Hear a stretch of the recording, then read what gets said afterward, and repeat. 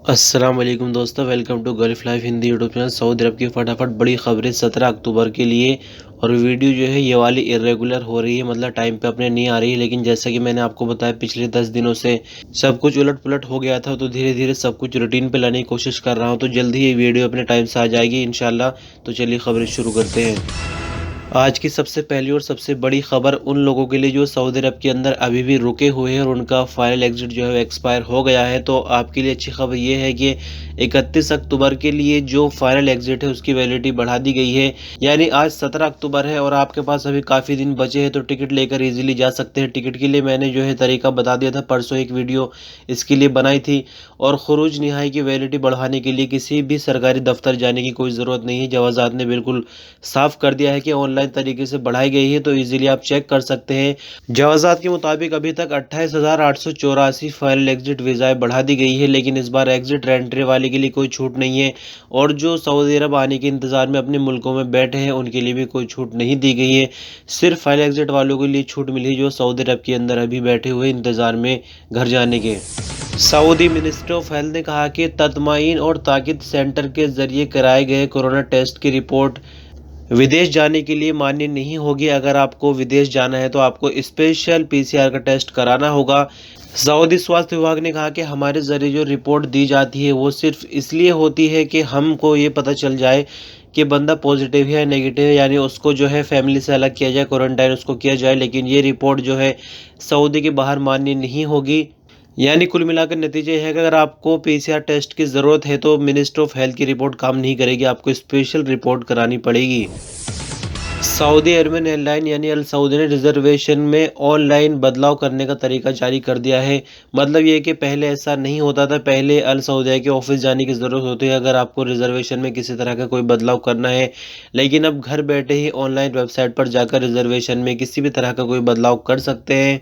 इसके लिए अल सऊदिया ने कहा कि जो लोग रिजर्वेशन में बदलाव करना चाहते हैं वो अल सऊदिया की सर्विसेज के मेन पेज पर जाए, जहां पर फ्लाइट की डिटेल मिलेगी। बोर्डिंग पास के जारी होने वाले कॉलम में जाए, रिजर्वेशन नंबर दर्ज करे, फैमिली का नाम या अपना नाम जो है उसके अंदर ढूंढे। रिजर्वेशन की डिटेल जो है सामने आ जाएगी। रिजर्वेशन में बदलाव करने का ऑप्शन उसी जगह मिलेगा। आप नए रिजर्वेशन के लिए डेट और टाइम चुन सकते हैं।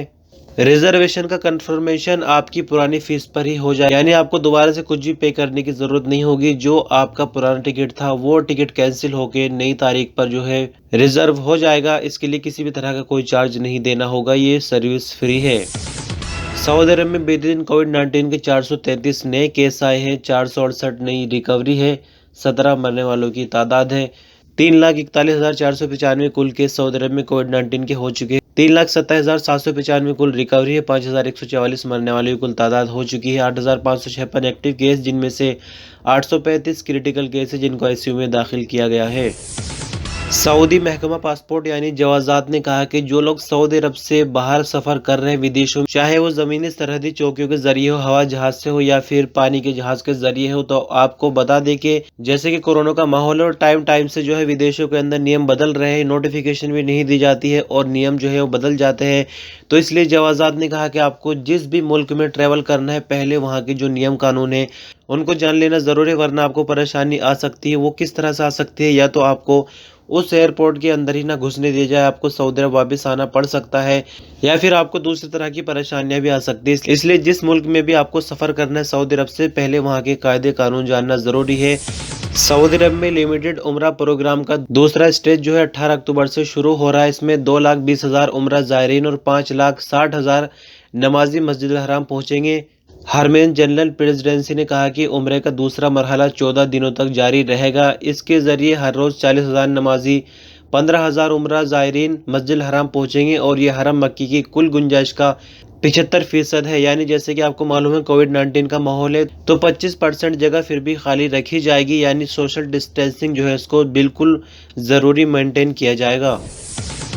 सऊदी अरब की राजधानी रियाद में लूटमार करने का एक सनसनीखेज मामला सामने आया है। 5 लोगों का ये ग्रुप था और ये करते क्या थे कि जो एप्लीकेशन टैक्सी होती है उसको बुक कर लेते थे, या फिर जो ऑनलाइन डिलीवरी देने आते हैं घर पर उससे कुछ सामान बुक कर लेते थे और उसके अंदर लोकेशन ऐसी रखते थे जहां पर सुनसान इलाका हो, कोई आता जाता ना हो, और फिर उस बंदे से लूटपाट करते थे, यानी ड्राइवर से भी और जो डिलीवरी मैन होता है उससे भी लूटमार करते थे। कई वारदात ये अब तक कर चुके थे। पुलिस ने इनको गिरफ्तार करके कानूनी कार्रवाई इन पर शुरू कर दी है। आपको बता दें कि ये 5 लोगों का ग्रुप था जिसमें एक सऊदी शामिल है, चाड के 3 लोग शामिल और अफ्रीका के मुल्क माली का एक बंदा शामिल है। टोटल 5 लोगों का ये ग्रुप था और कई वारदात को ये अंजाम अब तक दे चुके थे। पुलिस ने इनको पब्लिक प्रोसिक्यूशन के हवाले कर दिया है जहां पर आगे कार्रवाई होगी। तो इस तरह से दोस्तों खबरों का सिलसिला ये खत्म होता है और जैसे कि मैंने आपको बताया रूटीन पर धीरे धीरे सब चीज़ें ला रहा हूँ। 10 दिनों से चैनल पर रेगुलर नहीं था इसलिए सब कुछ जो है ख़राब हो चुका है।